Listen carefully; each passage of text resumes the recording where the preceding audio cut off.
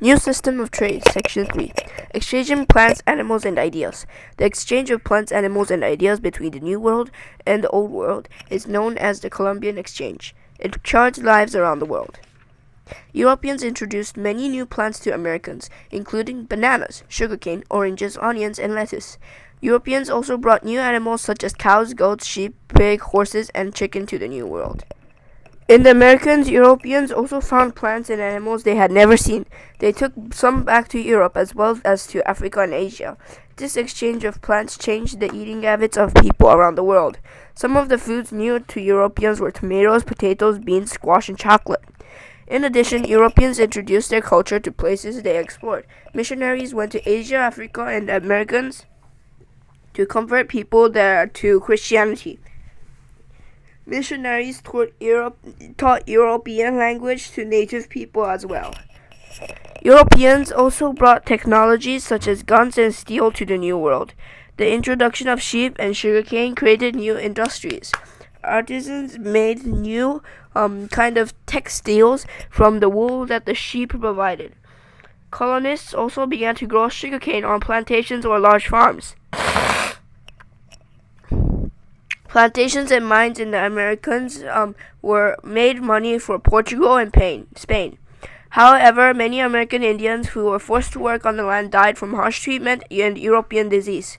Europeans then started using enslaved Africans as workers. Soon thousands of Africans were being shipped to America as slave labor.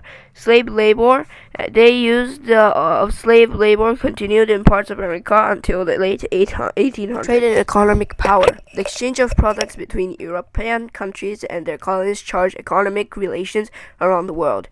European countries saw their colonies as a way to get rich. The Bureau of Colonies was part of an economic system called mercantilism, a system in which a government controls all economic activity in a country and its colonies to make the government stronger and richer.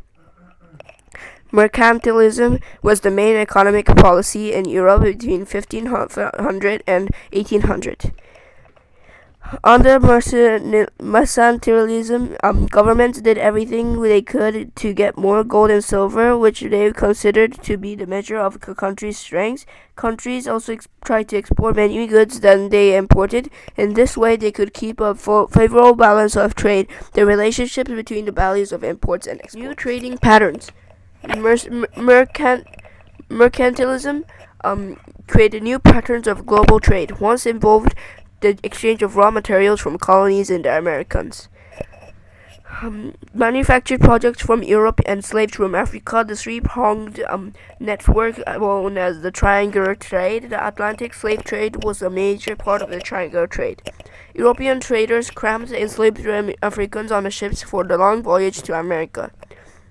Chained together without enough food and water, many slaves got sick and died. Between the late 1500s and early 800s, Europeans shipped millions of enslaved Africans to colonies in the New World. Power shifts in Europe. In 1500s, Portugal and Spain, the early leaders in exploration, were also the leading economic powers that changed as the Dutch and English became stronger. The Netherlands became a great trading power in the 1600s, as the Dutch used their shipbuilding, sailing, and business skills to boost their overseas commerce. Dutch mercenaries formed a company to trade directly with Asia. The Dutch soon controlled many islands in South Asia and trading posts in India, Japan, and Southern Africa. England also benefited greatly from increased trade. New trading posts in India and China along its colonies in North America gave England access to huge markets and resources. Banking increased trade, created a new node for banks. Realizing this, the Dutch and the English set up banks, banking important business in a number of ways. For example, with the growth of international trade, merchants had to deal with money from different countries. At banks, merchants could exchange money from one country from another and to be certain that they were getting proper value. Banks also loaned money to people who wanted to start new business. In doing so, banks continued to economic growth. banking and new trade routes, along with increased manufacturing, brought wealth to England and the Netherlands. The economic power in Europe shifted. Market economics. Economics grew and new wealth charged people business in Europe. Because more people had wealth, they started buying more manufactured goods. There were several reasons for the increased demand for manufactured goods.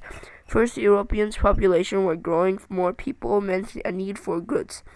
Second, farmers were growing for food at a lower cost. With lower expenses for food, people had more money to spend on manufactured goods. A third reason was the newly founded colonies had to get their manufactured goods from Europe. And as the demand rose, business people realized they could make more money by finding better ways to make manufactured goods. They wanted to increase the supply.